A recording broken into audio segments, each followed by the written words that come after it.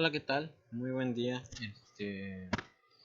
Yo soy el doctor Jacim Israel Benavides Giles, soy residente de tercer año de neurocirugía del Hospital Universitario Dr. José Eleuterio González en Monterrey, Nuevo León.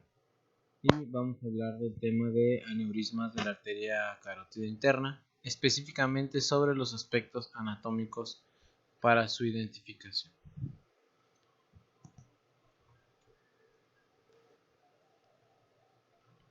Bueno, pues evidentemente para hablar de los aneurismas de la arteria carótida interna necesitamos conocer la anatomía de la arteria carótida interna. Muy rápidamente repasando, pues sabemos que la arteria carótida interna se inicia a partir de la bifurcación carotídea y esta bifurcación carotídea se va a dar más o menos a la altura de C4.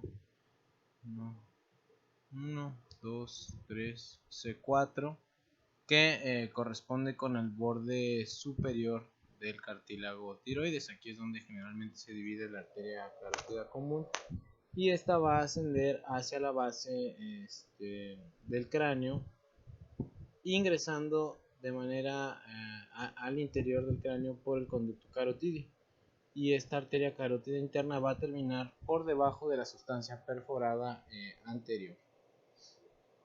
Ahí en este lugar se va a bifurcar en arteria cerebral anterior y arteria cerebral media. La arteria carótida interna se va a subdividir en 7 segmentos, de los cuales vamos a platicar muy rápidamente. El segmento cervical, va a ser desde la bifurcación de la carótida, como ya habíamos visto, hasta el conducto carotídeo. En su origen va a presentar una dilatación que se conoce como el seno carotídeo y que va a tener de manera fundamental una función de varoreceptor, es decir, va a detectar los cambios en la tensión arterial a este nivel. Esta arteria carótida interna se va a proyectar frente a las apófisis transversas de las 3 primeras vértebras cervicales y va a estar cubierto por el esternocleidomastoideo, asimismo por la fascia profunda del cuello y evidentemente por el platisma y el tegumento. Importante mencionar que esta porción no se le describen ramas. El segmento petroso, bueno, pues el segmento petroso va a ir dentro de la porción petrosa del temporal, se extiende hasta el agujero rasgado, ¿sí? Y generalmente se le van a describir 3 secciones, una ascendente o vertical, una rodilla, ¿sí? Y una porción horizontal. Esta porción va a estar rodeada por venas muy pequeñas y filamentos del plexo carotídeo, el cual va a ser simpático y va a ser derivado de una rama ascendente del ganglio cervical superior.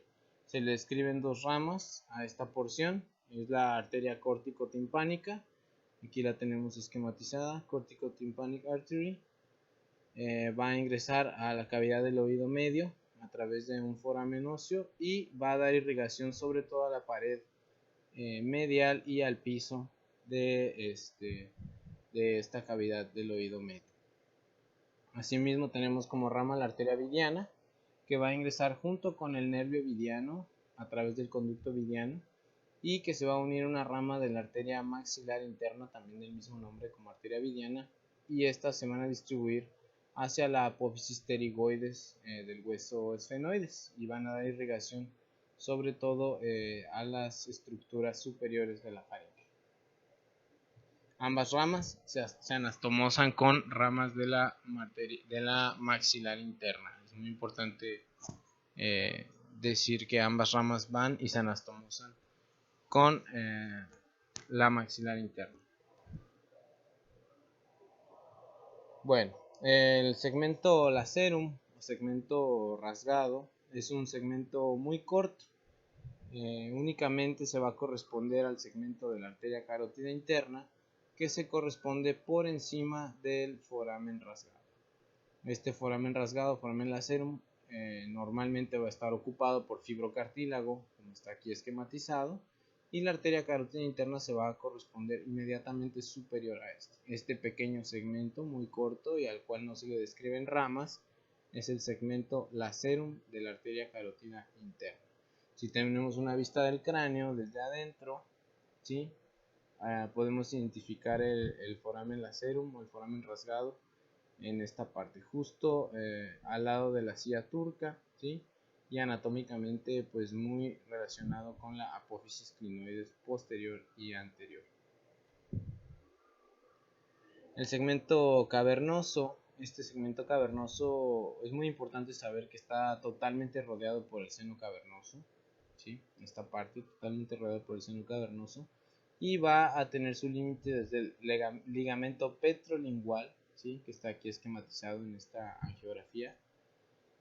Va a ser desde este ligamento petrolingual hasta el anillo dural proximal, que está aquí esquematizado en este codo que hace la arteria carótida interna. Podemos aquí más o menos imaginar el anillo dural proximal en esta parte. ¿Sí? Esta porción de la arteria carótida interna, la porción cavernosa, se va a relacionar íntimamente con algunos nervios craneales. Aquí tenemos un esquema. Vamos a ver que está íntimamente relacionado este segmento con el tercer par craneal, el óculo motor, ¿sí? Tenemos una relación muy importante con el cuarto par craneal o troclear, asimismo con el sexto par craneal o abducens y con las ramas V1 y V2 de los nervios trigémenos.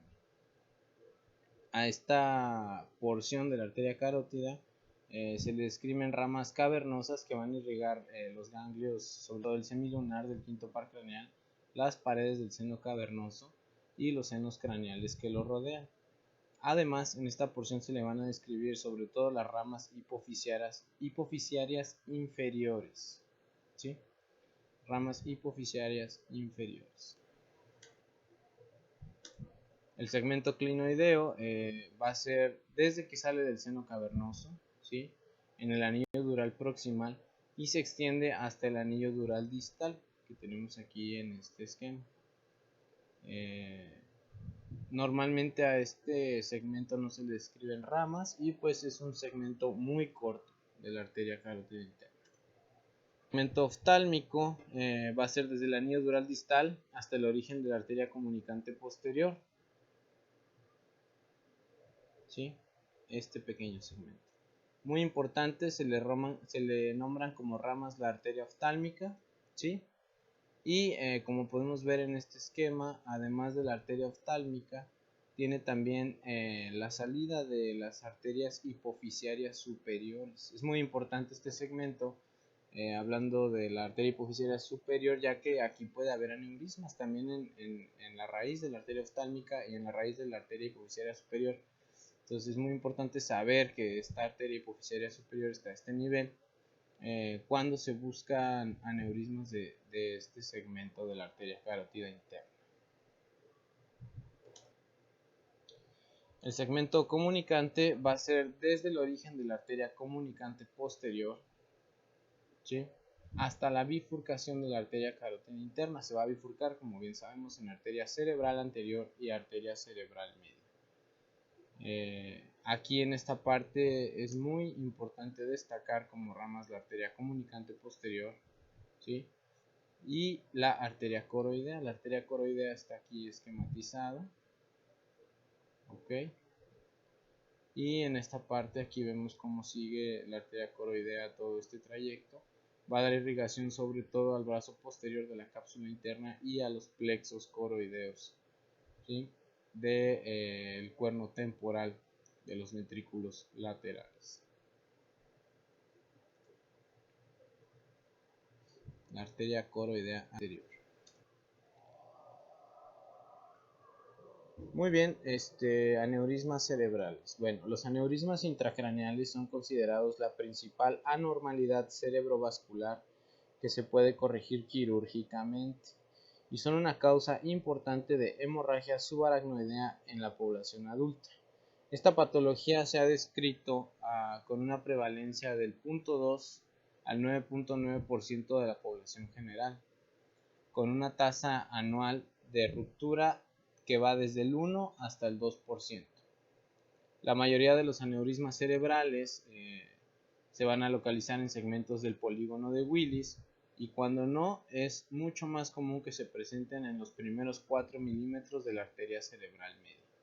Los aneurismas localizados en la arteria carótida interna y en el segmento posterior del polígono tienen mayor riesgo de ruptura que aquellos que están localizados en la arteria cerebral media o en el segmento anterior del polígono de Willis.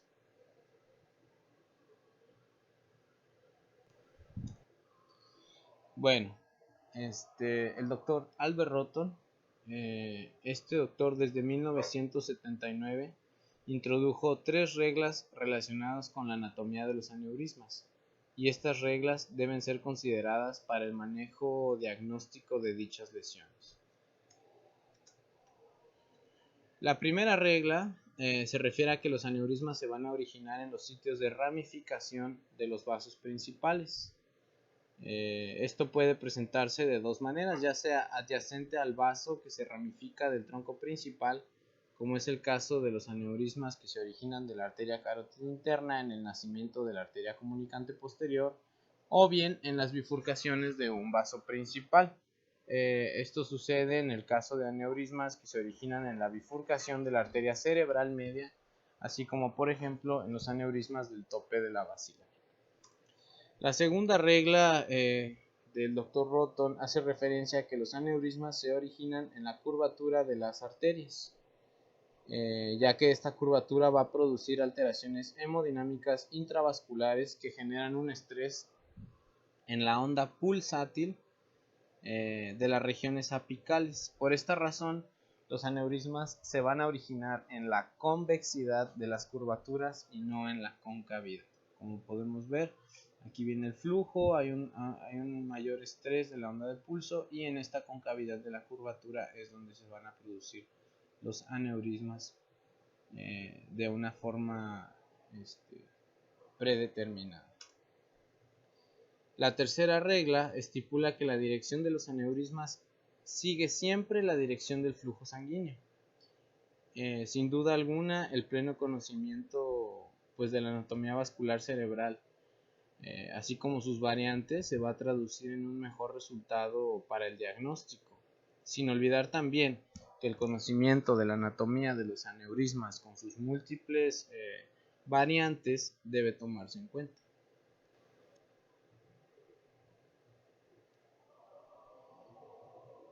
Los aneurismas que emergen de la arteria carótida interna supraclinoidea y dentro del espacio subaracnoideo típicamente ocurren en asociación con las ramas de la arteria comunicante posterior.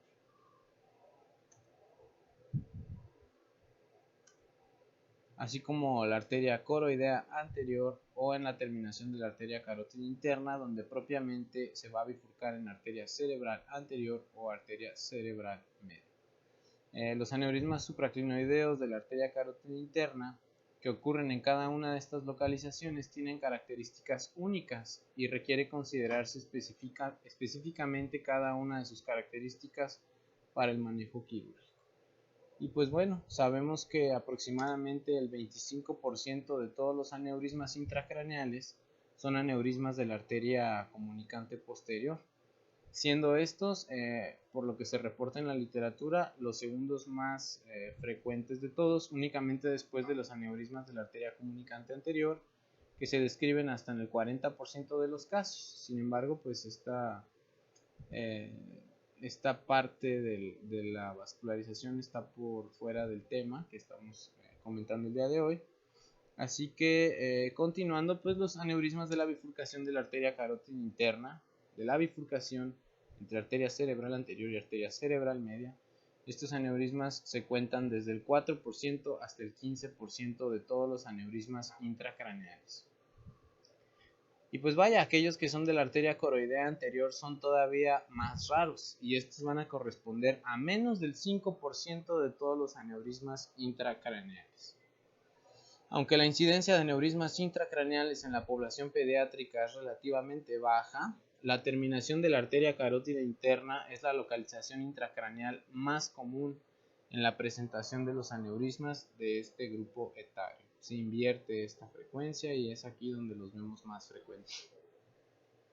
Bueno, el doctor Walter Dandy El doctor Walter Dandy se le atribuye que él describió el primer clipaje de aneurisma. Lo describió en 1938 en el hospital Johns Hopkins y fue en un paciente que se presentaba con una paresia completa del tercer par craneal, así como cefalea periorbitaria. Dandy describió una completa obliteración del cuello del aneurisma y una preservación total de los vasos adyacentes. Con esto, una recuperación total del paciente en un periodo de 7 meses posterior a la cirugía, con una resolución de los signos que se encontraban aquí de la paresia del tercer par craneal. El doctor Román Garza Mercado, él fue el jefe de servicio de neurocirugía y terapia endovascular neurológica aquí en el Hospital Universitario, doctor José Eleuterio González, de 1961 al 2008. El doctor desde 1961 inició con el tratamiento de aneurismas por técnicas microquirúrgicas y en 1972 tomó el curso de microneurocirugía en la Kantonsspital University Clinic de Zurich, en Suiza. Al doctor se le atribuyen 61 artículos científicos publicados en revistas reconocidas nacional e internacionalmente, muchos de ellos los cuales hablan del tratamiento microquirúrgico de los aneurismas. Evidentemente fue uno de los pioneros de la neurocirugía en nuestro país y es importante pues darle su crédito. Volviendo al tema de los aneurismas, pues necesitamos hablar un poquito acerca de la embriología de la arteria carótida interna, esto para conocer las variantes de los aneurismas que presentan y también para conocer la presentación de los mismos. La arteria carótida interna intracraneal se va a derivar de la aorta dorsal. Aquí tenemos la aorta dorsal esquematizada con rojo, aquí del lado derecho, ¿sí? Alrededor de los 28-30 días de gestación. Esta aorta dorsal se va a dividir en arcos aórticos y a partir del tercer arco aórtico es que se va a dar la arteria carótida interna. La arteria carótida interna va a tener una división craneal y una división caudal. De la división craneal va a emerger la arteria caudal anterior, así como la arteria cerebral media y la arteria cerebral anterior. De la división caudal va a venir la arteria basilar y esta división caudal se involuciona para formar las arterias comunicantes posteriores. Bueno, y hablando de esto, la arteria cerebral posterior fetal. La división caudal de la arteria carótida interna a nivel embriológico continúa creciendo hasta volverse la arteria cerebral posterior, más o menos a las 8 semanas. La arteria comunicante posterior se involuciona y queda así como la vemos tradicionalmente en el círculo arterial, en el polígono de Willis, con una arteria involucionada. En este momento el sistema vértebro-basilar, estamos hablando de aproximadamente la 8ª semana de gestación, el sistema vértebro-basilar va a desarrollarse plenamente y va a ganar el protagonismo para el suministro de sangre a la circulación posterior, a la que es propiamente de la arteria cerebral posterior. Lo que estamos diciendo es que inicialmente en etapas embrionarias muy tempranas, la circulación posterior también viene a cargo de la arteria carótida interna. Y es en esta 8ª semana de gestación cuando se involuciona la comunicante posterior, el sistema vértebro-basilar gana protagonismo y en ese momento es que la circulación posterior viene a cargo de este sistema vértebro-basilar. Sin embargo, entre el 20 y el 30% de los casos, la arteria comunicante posterior embriónica no se involuciona. En estos casos, como decíamos, la dominancia del aporte sanguíneo hacia los lóbulos occipitales proviene de la arteria carótida interna. Esta va a pasar a través de la comunicante posterior a la cerebral posterior. Esto puede significar que se está saltando, que no se está utilizando el sistema vertebrovascular. Esta arteria cerebral posterior fetal, se toma como una variante anatómica de la arteria comunicante posterior y puede llegar incluso a tener el calibre del segmento P1 normal, de un segmento P1 convencional. En este modelo del polígono de Willis, el principal aporte al territorio de la cerebral posterior viene de la arteria carótida interna. Por lo tanto, al clipar o colocar coils en algún aneurisma de la arteria comunicante posterior, debemos tener cuidado de no comprometer el flujo de la arteria cerebral posterior fetal o comunicante posterior.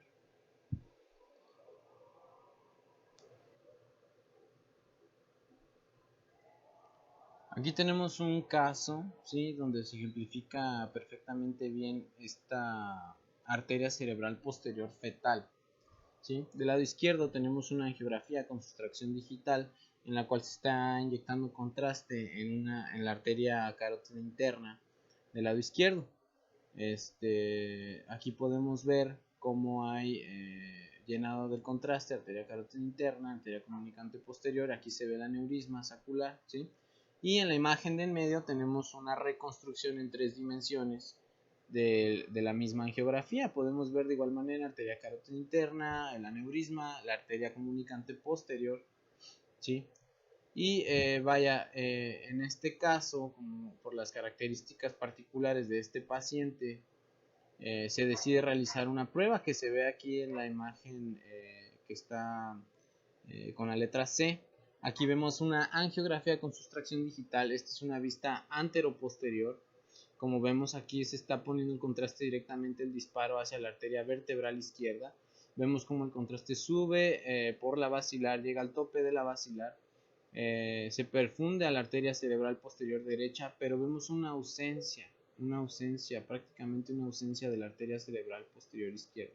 A pesar de que aquí vemos claramente el sistema basilar, el tope, y aquí deberíamos de ver un llenado de contraste de ambas arterias cerebrales posteriores, vemos como el lado izquierdo tiene una ausencia de este llenado, lo cual nos hace saber que este paciente es portador de una arteria cerebral posterior fetal y el compromiso del flujo de la arteria comunicante posterior al clipaje de este aneurisma sería catastrófico, haría que provocáramos evidentemente pues un evento isquémico en dicho paciente.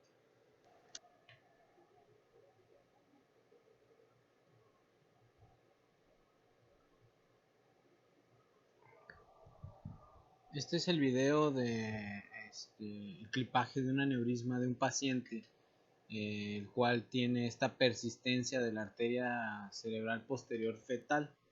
Aquí, pues muy importante mencionar, es un abordaje microquirúrgico, una craniotomía terional, en este caso del lado derecho, el aneurisma está ubicado del lado derecho, y aquí vemos un abordaje transilviano.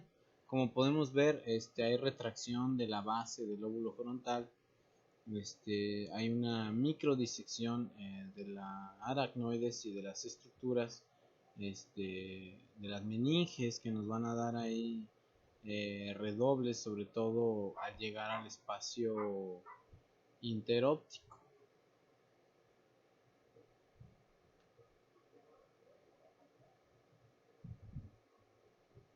Vemos ahí cómo se están exponiendo las estructuras vasculares.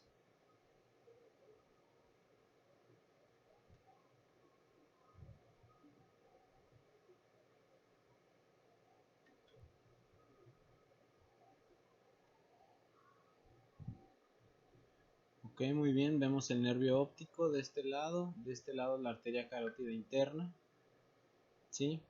Hacia abajo la arteria carótida interna, hacia acá vemos el sitio hacia donde se buscaría la bifurcación de la misma arteria.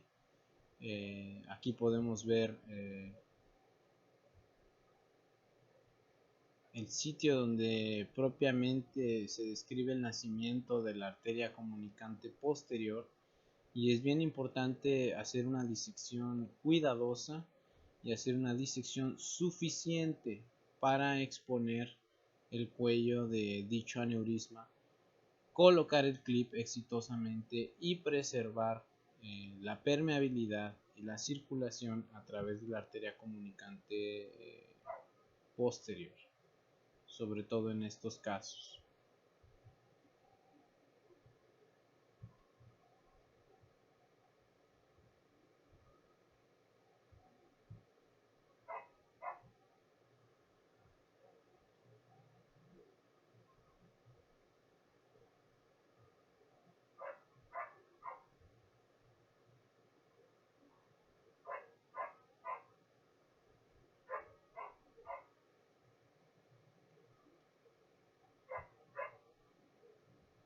haciendo una disección adecuada del aracnoides, de igual manera como habíamos mencionado, para exponer el cuello del aneurisma.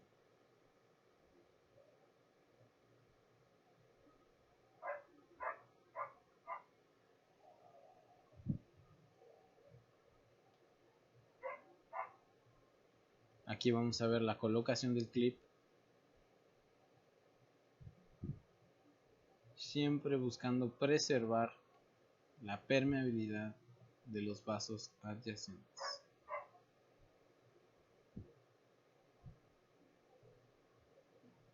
Este es un ejemplo de lo meticulosa que debe ser la disección, ¿sí?, para exponer adecuadamente el cuello del aneurisma.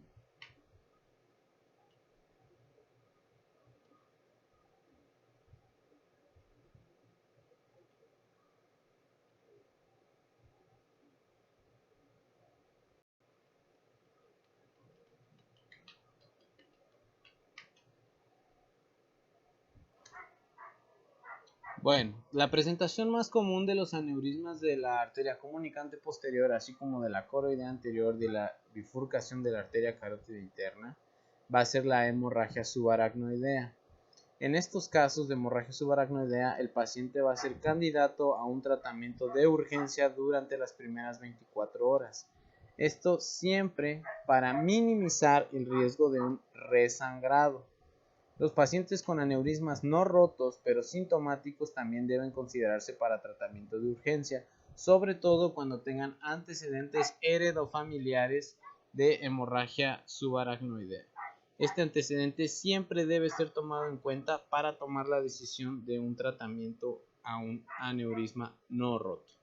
Asimismo, la decisión de tratar el aneurisma endovascular o microquirúrgicamente se debe tomar por múltiples factores, desde la edad del paciente, las comorbilidades, el tamaño del aneurisma, la localización del mismo, la morfología y la experiencia tanto del neurocirujano como del centro que está proporcionando el tratamiento. Cada tratamiento debe ser individualizado.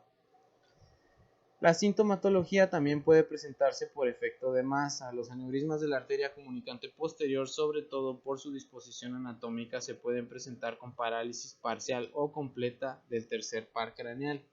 La pupila se vuelve midriática debido a la compresión mecánica de las fibras parasimpáticas que cursan por la superficie externa del nervio oculomotor. Por lo tanto, la resolución de los síntomas en estos casos será mucho más acusada con un clipaje que con la colocación de coils, esto debido a la resolución instantánea del efecto de masa.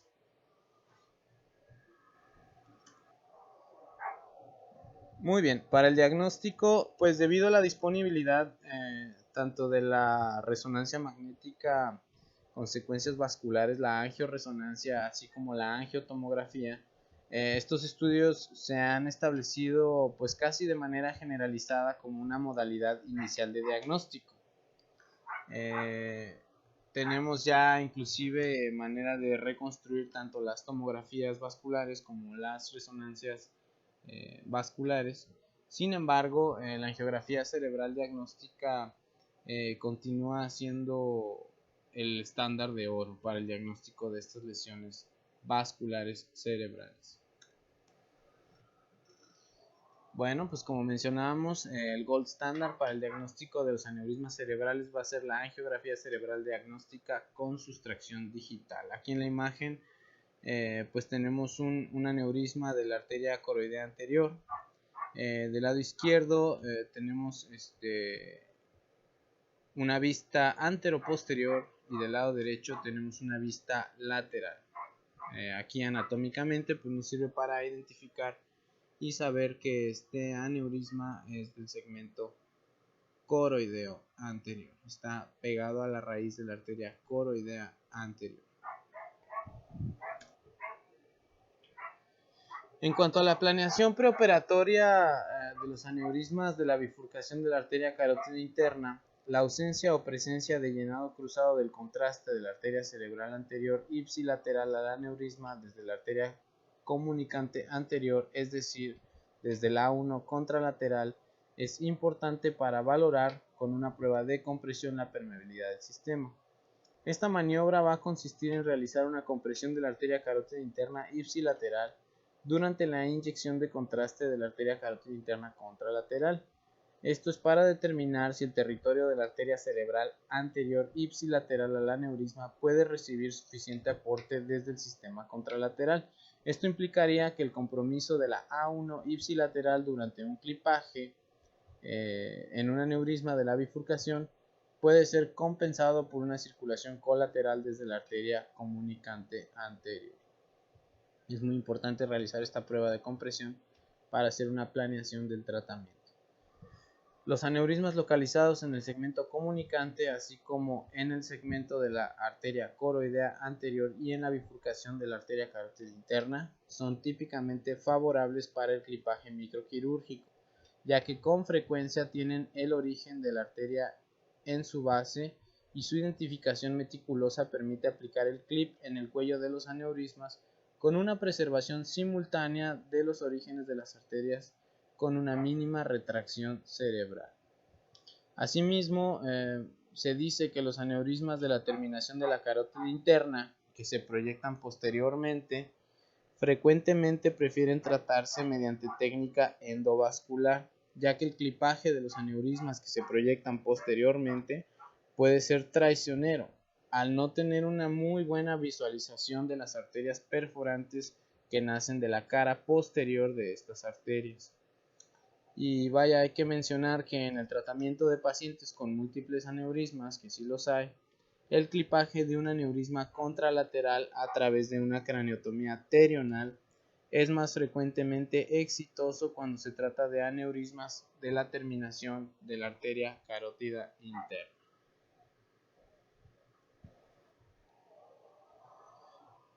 Bueno, ahora sí, para hablar de las consideraciones anatómicas y clínicas de los aneurismas del segmento comunicante. El segmento comunicante posterior de la arteria carótida interna pasa entre los nervios óptico y oculomotor hacia la sustancia perforada anterior en la sección medial de la cisura silviana. Angiográficamente, este segmento se extiende desde el origen de la arteria comunicante posterior hasta el origen de la arteria coroidea anterior. La arteria comunicante posterior emerge de la superficie posteromedial o posterior de la arteria carótida interna con un trayecto medial, ¿sí? Un trayecto medial, inferior y asimismo superior y medial al tercer par craneal o nervio oculomotor. También pasa, y es importante mencionar que pasa a través de la membrana de Liliequist. Se une a la arteria cerebral posterior donde se unen los segmentos P1 y P2. Múltiples arterias perforantes van a emerger de esta arteria comunicante posterior y se les denomina las arterias talámicas anteriores, perforantes talámicas anteriores.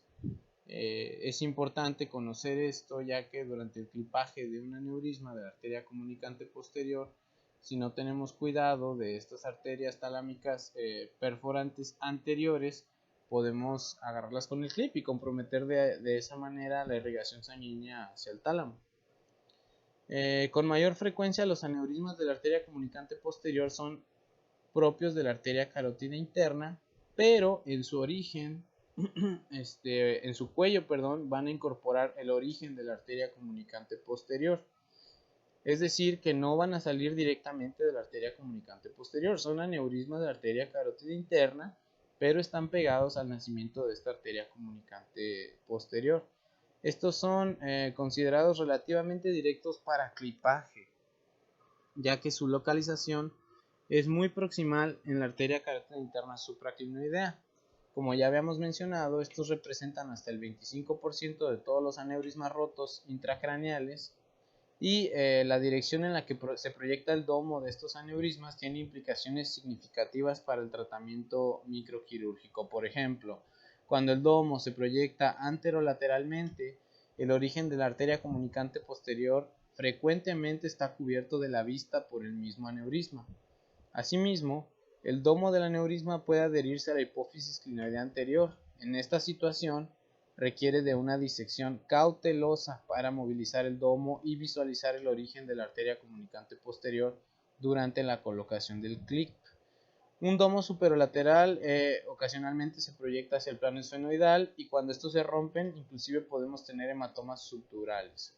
Los aneurismas cuya proyección se apuntan posterolateral y superiormente se han asociado con hematomas parenquimatosos temporales o incluso con hemorragia dentro del cuerno temporal del ventrículo lateral. Los aneurismas de la arteria comunicante posterior con proyección posterolateral se pueden presentar con una pupila dilatada, y esto es por una paresia del óculo motor, debido a una compresión del tercer par craneal.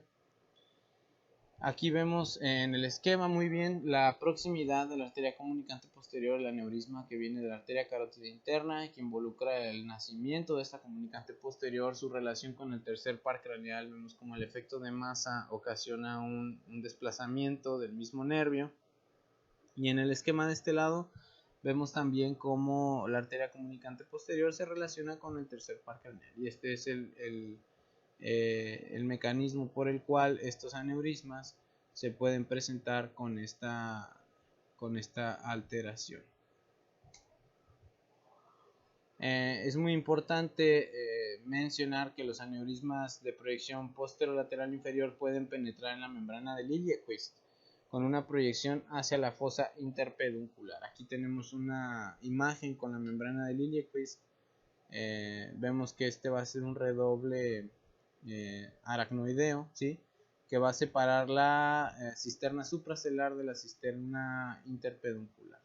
Entonces estos aneurismas se pueden meter aquí en conjunto con esta arteria comunicante posterior y pueden provocar una proyección hacia la fosa interpeduncular. El origen de la arteria comunicante posterior es usualmente encontrado proximal y medial al cuello de los aneurismas.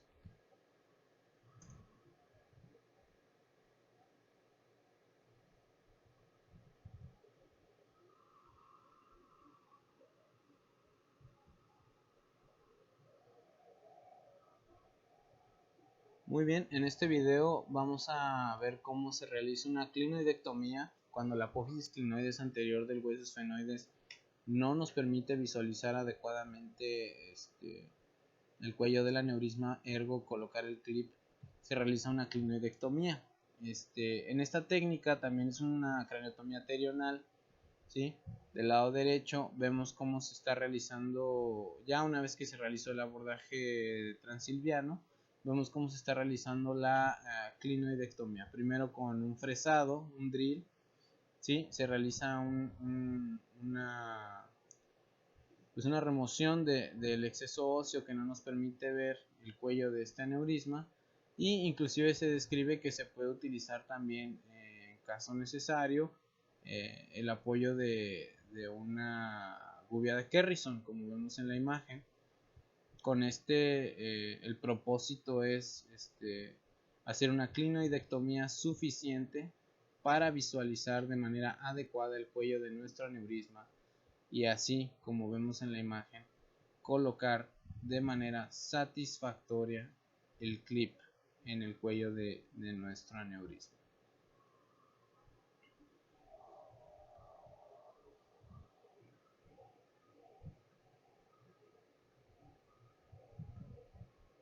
Muy bien.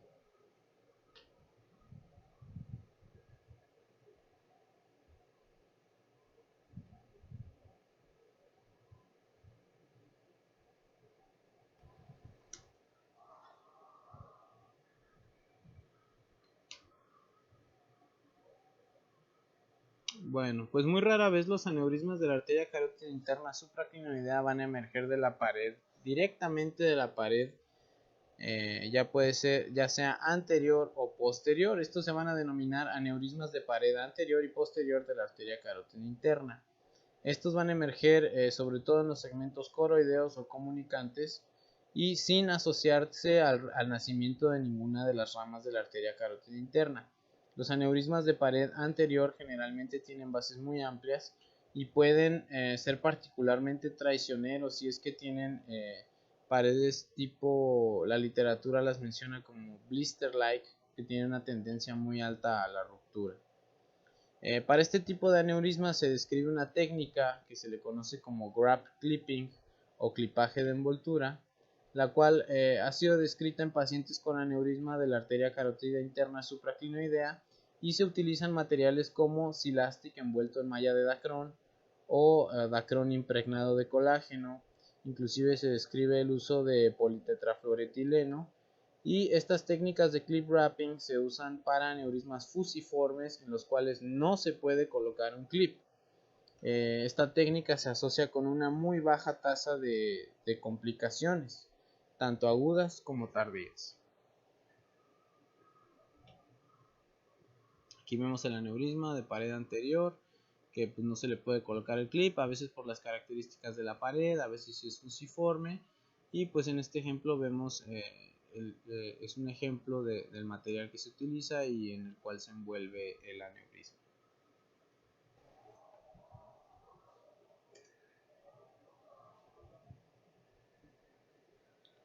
Bueno, el segmento coroideo anterior. Una disección adecuada del bordaje transilviano va a facilitar la identificación y la preservación de la arteria coroidea anterior. La arteria coroidea anterior debe ser preservada ante cualquier instancia, ya que esta va a dar el aporte al quiasma óptico, así como al núcleo geniculado lateral, el uncus, la amígdala, el tercio medio del pedúnculo cerebral, núcleo caudado, globo pálido, rodilla y brazo posterior de la cápsula interna. Asimismo, hasta los plexos coroideos del cuerno temporal del ventrículo lateral. El segmento coroideo anterior de la arteria carótida interna va a iniciar desde el origen de la arteria coroidea anterior y termina en la bifurcación de la arteria carótida interna. La arteria coroidea anterior es la primera rama de la arteria carótida interna supraclinoidea, y el segmento cisternal de la arteria coroidea anterior cursa inicialmente lateral y después posteriormente siguiendo el tracto óptico, como podemos ver aquí en el esquema. Va a seguir el tracto óptico, va a distribuir sangre a las estructuras temporales mesiales, al plexo coroideo del cuerno temporal. El calibre de esta arteria puede ir desde los 0.5 hasta los 2 milímetros, y la presentación doble ocurre hasta en el 30% de la población normal. Esta se debe preservar siempre que se haga un tratamiento. Aquí se debe preservar esta arteria, ya que su oclusión puede presentarse con hemiparesia contralateral, hemianopsia y con déficit hemisensorial. Se reporta que el riesgo de stroke posoperatorio después del clipaje de un aneurisma de la arteria coroidea anterior es de hasta el 16%. Típicamente el cuello de sus aneurismas es relativamente más amplio que el calibre de la misma arteria coroidea anterior, por lo que de manera compensatoria la colocación del clip debe ser un poco más distal en relación al cuello del aneurisma para preservar el origen de la arteria. Aquí del lado izquierdo tenemos una ilustración esquemática de los aneurismas que salen del origen de la arteria coroidea anterior y sus varias configuraciones, asimismo como la presentación anatómica de arteria coroidea anterior doble. Aquí arriba tenemos un aneurisma que emerge justo al lado del nacimiento de la arteria coroidea anterior. Más abajo tenemos un aneurisma que está medial al nacimiento de la coroidea anterior, un aneurisma que está en medio del nacimiento de una presentación doble de la arteria coroidea anterior, un aneurisma que como tal está en la arteria coroidea anterior. Y vaya, todas estas presentaciones de aneurisma siempre se deben de manejar tomando en cuenta e intentando preservar la permeabilidad de esta arteria. Aquí del lado derecho tenemos una angiografía con sustracción digital, del lado izquierdo tenemos una vista antero-posterior y del lado izquierdo tenemos una vista lateral. Aquí podemos ver cómo este aneurisma viene como tal en el segmento de la arteria coroidea anterior. Aquí podemos ver.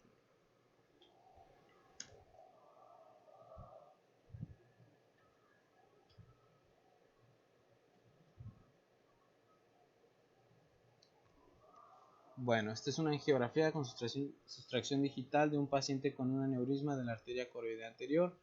Vamos a ver un clipaje microquirúrgico de este aneurisma y vamos a evidenciar cómo se respeta y se preserva la permeabilidad de la arteria coroidea anterior. Aquí vemos un abordaje, una craniotomía arterional, un abordaje transilviano. Aquí estamos del lado derecho. Como podemos ver aquí, las estructuras vasculares ya se nos presentan. Tenemos la arteria carótida interna, el nervio óptico del lado izquierdo, ¿sí? Y aquí vemos cómo se tiene que hacer una disección adecuada del aracnoides, como habíamos comentado en los videos previos, para poder exponer adecuadamente el cuello de los aneurismas y en este caso exponer adecuadamente el nacimiento de la arteria coroidea anterior. Hay que estudiar muy bien la geografía, hay que valorar las diferentes vistas que se tienen de la misma. En este caso podemos ver cómo el aneurisma que tenemos aquí en esta parte nos está cubriendo completamente, casi completamente el origen de la arteria coroidea anterior, y la arteria coroidea anterior es esta muy pequeñita que se ve acá atrás, que evidentemente el calibre de la arteria es mucho menor que el del aneurisma. Entonces a la hora de colocar un clip, pues uno puede ahí tener un involucramiento de dicha arteria. Es bien importante observen cómo se está colocando el clip, y aquí al retraer podemos observar la permeabilidad, la preservación de esta arteria coroidea. Es muy importante la preservación de esta arteria para tener un tratamiento satisfactorio.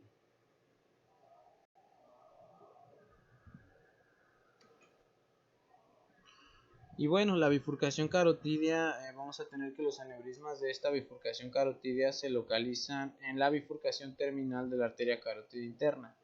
Aquí es donde se divide el segmento A1 y M1 de la arteria cerebral anterior y cerebral media respectivamente. La bifurcación carotidia comprende del 4 al 15% de todos los aneurismas, como ya habíamos comentado, la presentación más común en la población pediátrica, y la bifurcación de la arteria carótida interna es generalmente el punto más alto del círculo de Willis, como podemos ver en esta imagen.